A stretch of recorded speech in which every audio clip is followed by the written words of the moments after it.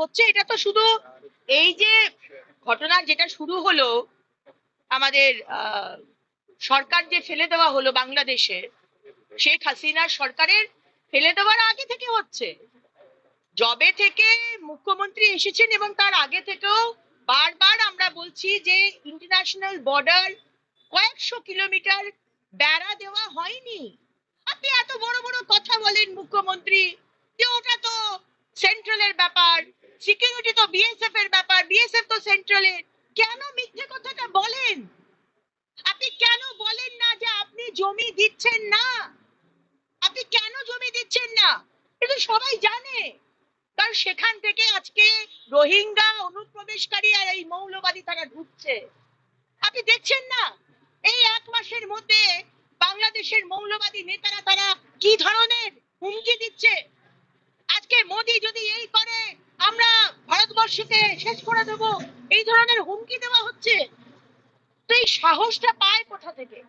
তাই আমাদের দৃঢ় বিশ্বাস, মানে এখানে কোনো সন্দেহের জায়গা নেই, এই যে পকেটস গুলোতে বেড়া হয়নি সেই পকেটস দিয়ে মমতা ব্যানার্জি মানে এগুলোকে আশকারা দিচ্ছেন যাতেই অনুপ্রবেশকারী ঢুকে তাদেরকে আধার কার্ড ভোটার কার্ড বানিয়ে দেওয়ার পরে হিন্দুদের আমাদের যে জমি, সরকারের যে খাস জমি, সেই জমিগুলোকে মানে বন্দুক ঠেকিয়ে হোক কি কোন ঠাসা করে হোক সেই জমিগুলোকে নিয়ে নেওয়া, যেটা ক্যাশের ব্যাপার। এবং আমি একটি দলের একটি দায়িত্বে রয়েছে, আমার এরকম ধরনের কোনো কমেন্ট করা উচিত নয়।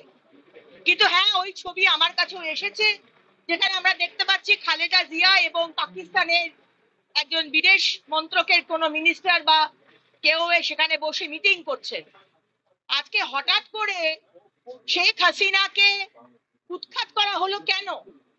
বলা হচ্ছে বহু মাস ধরে আজকে এই কনস্পিরেসি চলছিল, মোহাম্মদ ইউনূসকে বসানো হবে, এটা বহুদিন আগেকার থেকে চলছিল। খালেদা জিয়ার সাথে পাকিস্তানের মিনিস্টারের কিসের মিটিং? সুতরাং এটা আমাদের যেটা মনে হচ্ছে এটা প্রি প্ল্যান। মৌলবাদীরা এটাকেও একটা ইসলামিক স্টেট করতে চাইছে।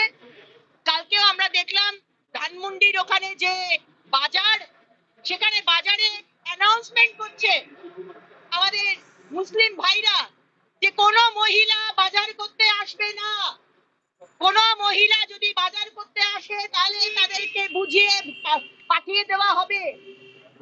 কিন্তু আফগানিস্তান, কিন্তু তালিবানি রাজ হতে চলেছে। তবে আমাদের কিছু বলার নেই, কিন্তু আমাদের হিন্দু ভাই বোনেরা যারা আজকে 7.65% এসে দাঁড়িয়েছে তাদের সুরক্ষা মোহাম্মদ ইউনূস আপনাকেও দিতে হবে। আপনি ভারতবর্ষকে ইগনোর করতে পারেন না। মালদ্বীপের প্রেসিডেন্ট মইজু কয়েক মাস আগে খুব লম্ফজম্প করছিলেন, কিন্তু আজকে তাকে সারেন্ডার করতে হয়েছে। চুপ। ভারতবর্ষ